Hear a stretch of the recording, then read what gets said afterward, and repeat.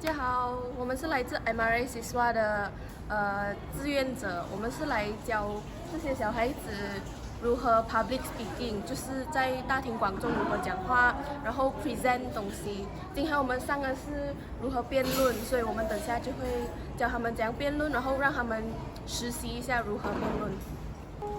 Affirmative, and the second team is called? The judge, yes. So there are two teams, and let's say the motion was this house believes that school is boring.